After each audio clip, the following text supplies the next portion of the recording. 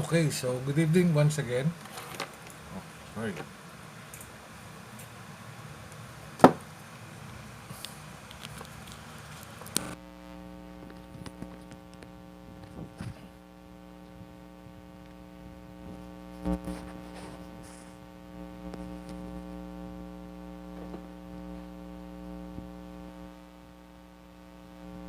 Okay, so good evening once again, and welcome to another program of HGG Trainings and Seminar Center. Today is February 14, 2021, and I wish everybody a happy Valentine's Day, especially to all the lovers, all the couples out there. All right. So join me tonight as we discuss our first ever uh, new new kind of life coaching session, which is called uh, Ako ay may lobo, or in English, I have a balloon. Now, the reason behind the title of this new life coaching session that we have is that uh, a balloon doesn't last forever, you know. Uh, Two things happens to a balloon. It's either the balloon get burst, or if you don't hold the tie of the balloon carefully, the balloon will fly away. So, the format of this Ako ay May Lobo live coaching session is we will be tackling about the old adage that has been taught to us, and perhaps we are still living with it. Now we will see every session we will be discussing one old adage, and let's see if that old adage that has been passed on to us is correct or is still uh, applicable in our present uh, situation or in our present time. Okay, so our topic for tonight is entitled "The Youth is the Hope of Our Future." Okay, have you heard of that old adage or that quotation or that saying? No? In Tagalog, ang kabataan ang pag-asa ng bayan. And for my friends and followers in other countries, just to give a little information, this quotation or this saying was said by our national hero here in the Philippines, who is Dr. Jose Rizal. Now, just a reminder for all of my viewers, let us be subjective on the subject matter. Let us be objective on the subject matter. No? Let us not be subjective, I should say. Now, this is never an attack on any particular personality. We just want to deal with the substance of the old adage. Okay? So again, this old adage was mentioned by our late national hero, Dr. Jose Rizal. And with all due respect to our national hero, yeah, we know very well his great contribution in the liberation of our country during the Spanish era. Okay, so I have checked with Google the meaning of this old adage, and I'm going to share to you some uh, information that I got from Google. Okay. Hello to Mom Edith Robinson. Thank you for tuning in. Okay, one of the things that I saw in Google with regards to the saying, uh, the youth is the hope of our future, or ang kabataan ang pag-asa ng ating bayan. One of the things that I saw or I got in Google is that the youth, the intelligence and work of the youth will take the country on the pathway of success. The youth will be our future. Now, in this meaning that Google mentioned, okay, you will notice that the responsibility to take the country on the pathway of success is on the shoulder of the youth. Diba? Because it has been said the intelligence and hard work of the youth will take the country on the pathway of success. So now it is now the responsibility of the youth to be intelligent and to do hard work in order for the country to be successful. So meaning, if the country fails or if the country doesn't become successful, it is the failure or it is the accountability now of the youth. Diba ganon? Now the question is, what happens to us, the old ones? What is our now contribution on with regards to that saying that the youth is the hope of the future? What is now the contribution of us being the elders? You see, we are passing on the responsibility of bringing our country to success to the youth. Diba? When we talk about youth, what age are we talking about? Well, we are talking about 18 years old below. And these people who are 18 years old and below, do you think they can do something on the success of the country? Diba? They cannot do anything with the success of the country. It is our responsibility, we, the parents, all the old ones, it is our responsibility to take the country on the pathway of success. Yes, it is true that the youth is the future of our country, yes. But to say that the youth is the hope of our future, of our country, medyo we have to dig deeper into this. Now, another information that I got from Google with regards to the saying that the youth is the hope of the future.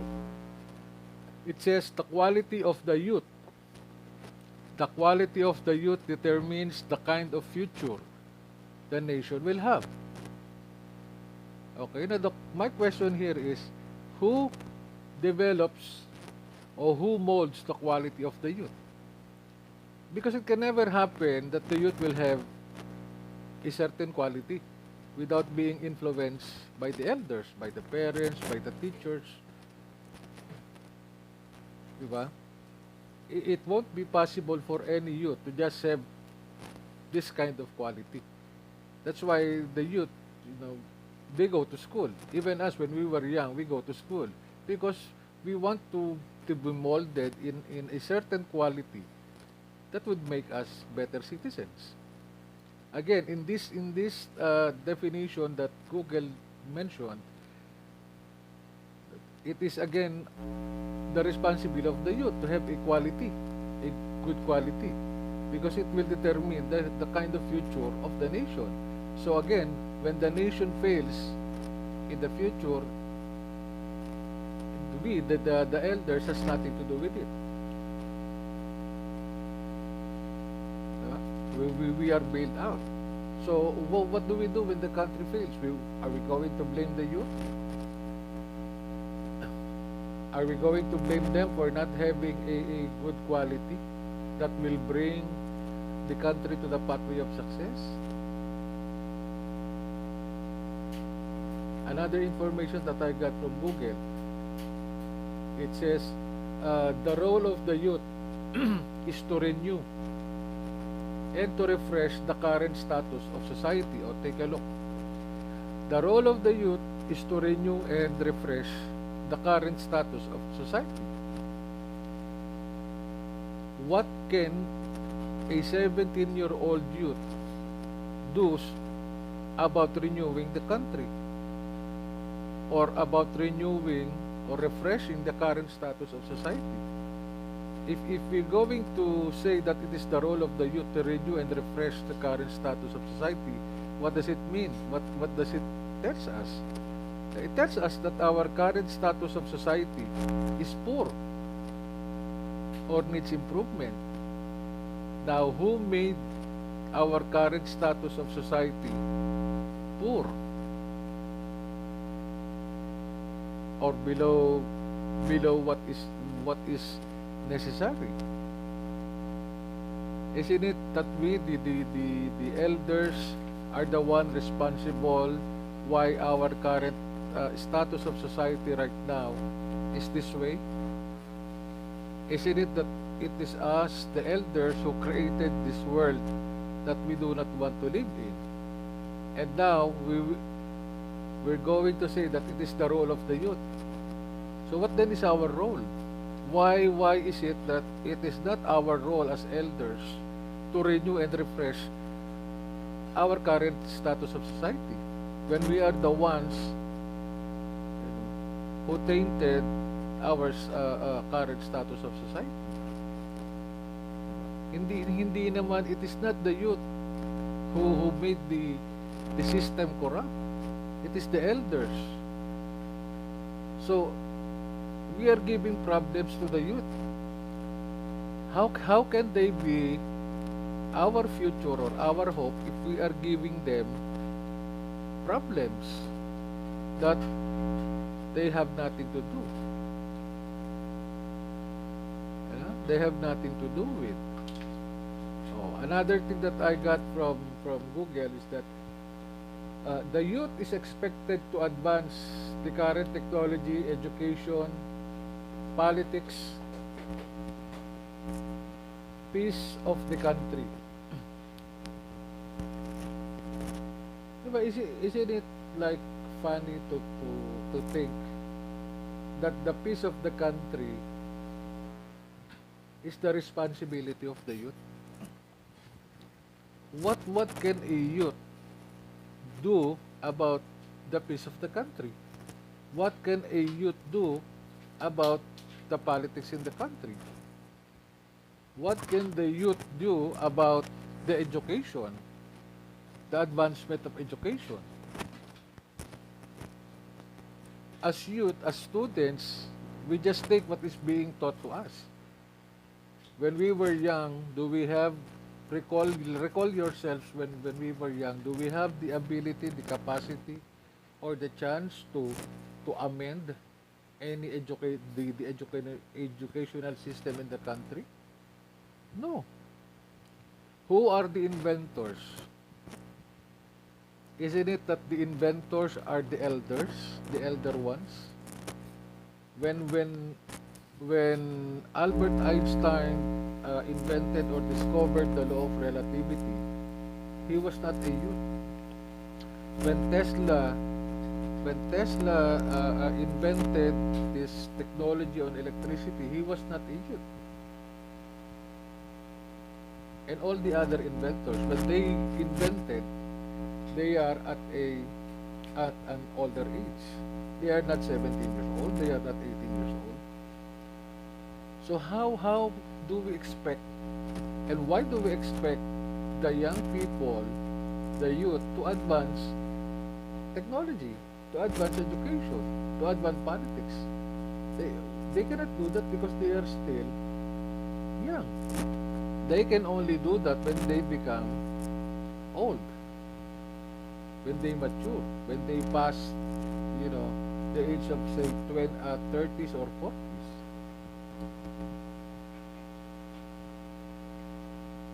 You see? So, this is the reason why I am discussing this old adage that the youth is the hope of our future. For me, it is wrong. The hope of our future is us. If we want to give hope to the youth, we should take care of our current situation now, so that the youth will have a better place to live tomorrow.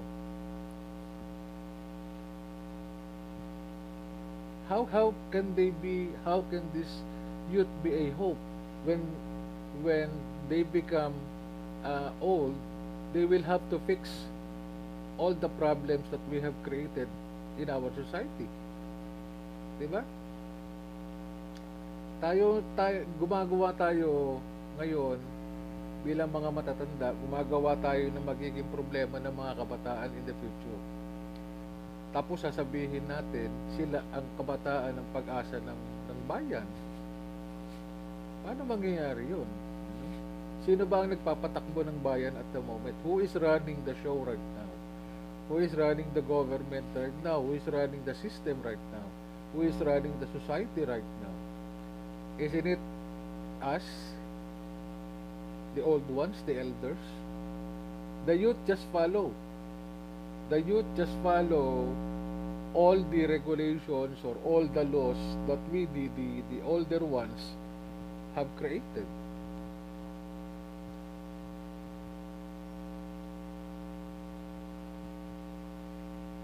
Have you heard or have you seen or do you know any political figure who became a leader, a mayor, who is still a teenager, who is still a youth? Yes, there are youth organizations, but they can only do so much. Perhaps they can only voice out the changes that they want, but they cannot do the changes that they want. In fact, they cannot change, the current situation of the government or any organization unless they create their own organization of youth. They establish their own rules and regulation in their organization, then they themselves can change the rules of their organization. Diba? Let us not, my point here is, with all due respect to Dr. Jose Rizal, I don't know what was in his mind during that time when he mentioned this saying that the youth is the hope of the future. But it is not applicable. In fact, it is not correct. Again, with all due respect to him. How can the youth be the future when the youth cannot do anything right now? In fact, how can the youth do something or be the hope of the future when the day comes that they become older? They have to fix the problem that we have created. So the bottom line here is the hope of the future is us, the old ones. Because it is us, the old ones, who is going to give a legacy to the youth. And this legacy could either be a good legacy, a beneficial legacy, or a bad legacy. So the future of the land, is our responsibility, not the youth. They will just, take whatever we are going to pass on to them when they reach their limelight. Yeah. So I'll just greet first some of the viewers. Egbert Julian, Brother Randy Senyal, and Brother Ardo Solibet. Thank you for tuning in. Diba? I mean, am I making myself clear? What am I able to cross to make across my point of view to you? Now, since this is an interactive webinar, I am opening the floor for your comments, your opinions, so that we will have a healthy discussion. This is not a one-way talk. So, from the viewers, let me hear out your opinion regarding this. No, the topic, the youth is the hope of our future. Try to look at your sons and daughters. Look at them. can they do something about the current status of our society? Or they will have to wait for the proper time when they can already participate,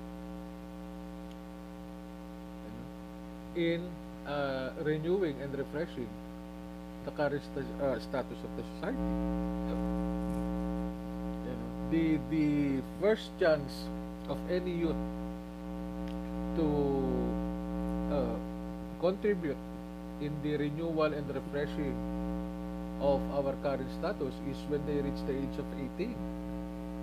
That's the time that they have the right to vote, and that right to vote is their chance to voice out by means of voting.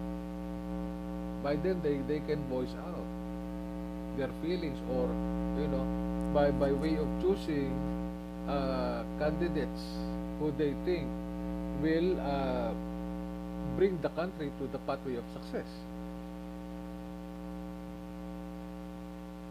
Diba? Ganun yun. And now, we have this cultural conditioning kasi na whenever there is a quote or a saying being said by a prominent, a famous, a popular, a successful personality, we tend to just accept what has been said by this popular personality. And we do not attempt to argue, contradict, or proving right, proving wrong the said quotation of the famous personality. Because what happens is we compare ourselves to this personality, especially when this personality is a successful one, a millionaire, a billionaire. We say to ourselves, who are we? You know, who are we to correct when we are not yet successful? And this guy who's mentioning the quotation is a very successful person. So we don't tend, you know, to prove it right, prove it wrong. We just take it as if it is, you know, the word of God. Diba? So for my viewers abroad, most especially Matthew Naidu from the Pacific island of Fiji, also to my friend Adage from Pakistan, I'll just translate this into our language. So yung sinasabing yung kasabihan, yung sinabi ni Rizal na kabataan ang pag-asa ng bayan, mali yun.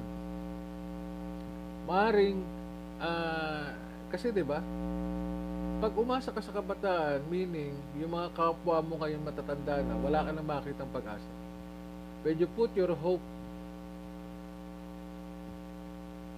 on the youth, it means you don't have any hope anymore, you know, with people of your same age, the old ones like you.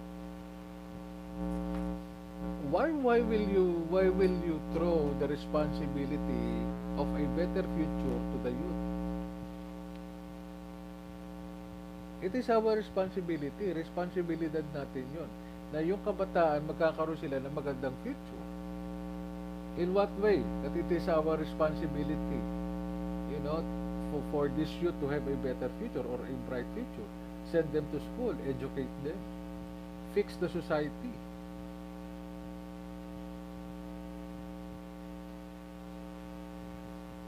Isn't it so? Di ba ganun yun? Ayusin natin. Kasi tayo yung may kakayahan eh. Tayo yung mga matatanda ngayon. Ayusin natin para magkaroon sila ng bright future. Para magkaroon sila ng hope. Kasi, you know, what happens now, you know, the youth will study well and then they will see the society. They see graft and corruption, you know, in all the nooks and corners of the society. You know, the youth will say, what's the point of studying? You know, no? Diba? There is also a saying na it's not what you know, it's whom you know. Diba? In Tagalog, hindi pinag-uusapan dito kung ano yung alam mo. Pinag-uusapan dito sino kakilala mo. Isn't it true, diba? Even though you are well educated, but if you do not know somebody or anybody who can be your backer, you cannot find a job. Diba gano'n? Naghahanap ka ngayon ng backer. Kahit ang galing-galing mo na. Summa cum laude ka na, cum laude ka na, hindi ka makakuha ng trabaho. Bakit? Wala kang kilala eh. Wala kang backer. Diba? We have seen not well-educated people, of course, with all due respect to them, but, you know, they get better positions in a company. Especially when that person is a relative of the company owner. Diba? It's a great insult for us. Diba nai-insulto tayo? Tayo gumraduate ng college, you know, with flying colors, and yet here we are having a difficult time finding a job, or if we happen to find a job, we are at the bottom, and we have a workmate who is not, you know, who didn't graduate, but having a better position than us just because of nepotism or just because of favoritism. So those are the things that we are showing the youth right now. Also, the youth will have in mind that, I'll just make it good in having connections. Gagalingan ko na lang ng magkaroon ng mga kakilala, mga koneksyon, para madali akong makakuha ng trabaho, so that it will be easy for me to get a job.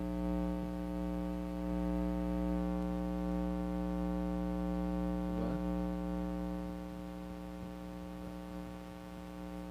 So, any comment? Good evening and thank you for viewing, tuning in, Batch Victor Reyes. So, sige, no, I'll open the floor for your opinions. Now, please write your opinions. If you agree or you have other things in mind to say, please put it in the comment box below, so that we can discuss more things. Sige po. Please write down your comments below. I don't know if I cannot see how many viewers. I can only see, I don't know if I cannot see if there are viewers who are coming in, but I can see like 5 viewers right now.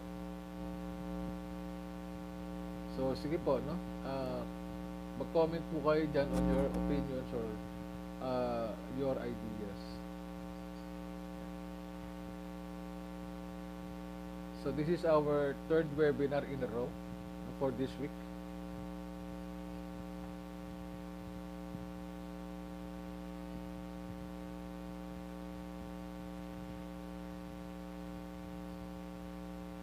So in this 3 meanings that 4 meanings that I got from Google, there is no mention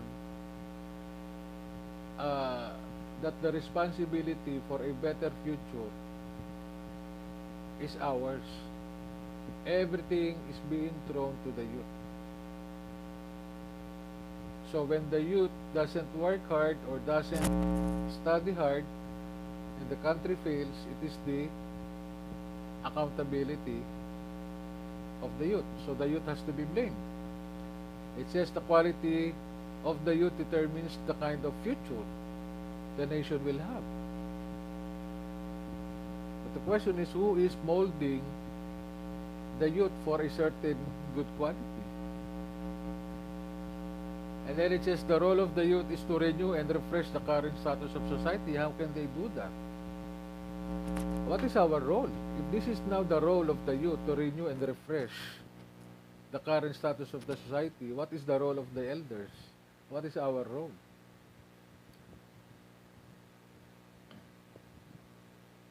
It says the youth is expected to advance the current technology, education, politics, peace of the country. What resources do they have?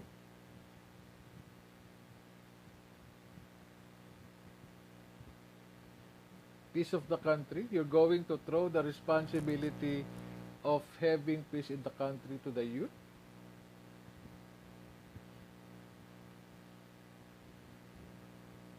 And you know, we want to throw the youth into politics, which we know is very, you know, very dirty in whatever country.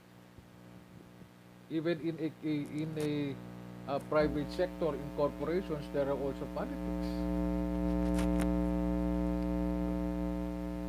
So for me, this old adage is incorrect, and nowadays, the more it becomes not just incorrect but really not applicable, because it should be us who should do great effort for the youth to have hope for the future, para magkaroon ng pag-asa yung kabataan.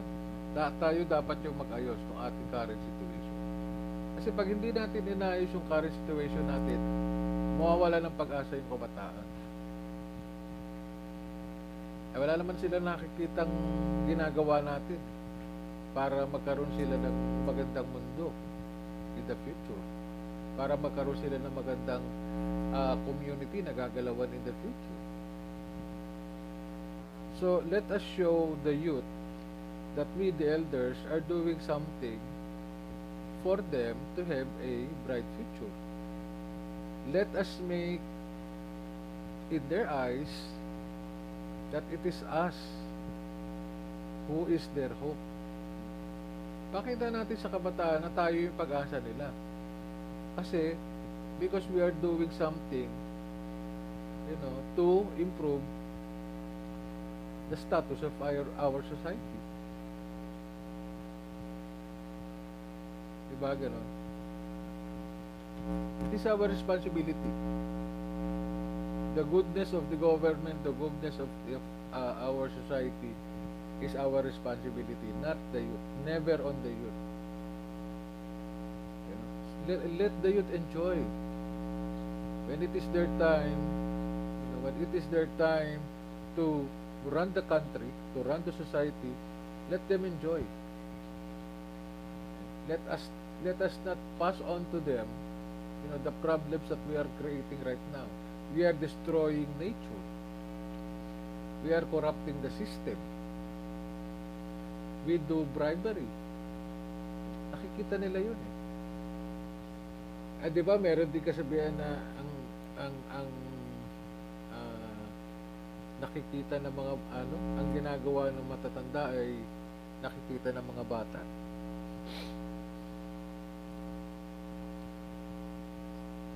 It is us, the elders, who does corruption, and the youth sees the corruption that we do.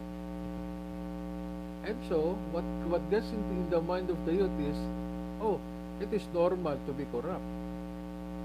Because my father, my uncle, my this, and the elders are doing it. Isn't it that this corruption has been passed on to us also? Diba, naipasa rin sa atin to? And we thought, it's okay. Naisip natin, okay lang. Kasi ginagawa din naman nila dati. Diba? Good evening also to Narciso, Padua Garland Jr. Magandang gabi sa'yo, Insan. Thank you for viewing. Diba? It is our responsibility. Do not put the responsibility in fixing the society to the youth. Let us take responsibility. If failure happens, let us blame ourselves so that we can improve ourselves. Let us not blame the youth. They cannot do anything because they are young. They will just follow whatever we design.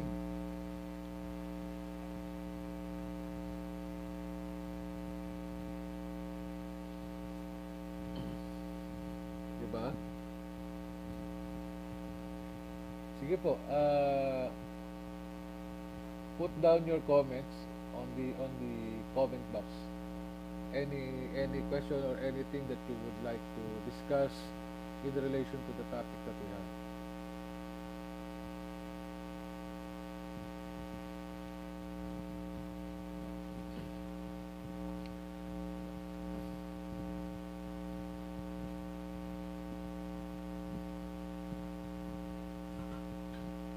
I would like to greet also Manong Johnny Gerland from Hawaii. Good evening to you, Insan. All right. So, if there are no questions or there are no comments that you want to be discussed, so I'll be wrapping up the session for tonight. No? So again, with all due respect to Dr. Jose Rizal, this is not an attack on the person. This is not subjective. This is objective. We're just looking at the substance. So, the saying that the youth is the hope of the future is wrong. Because the youth is in the future.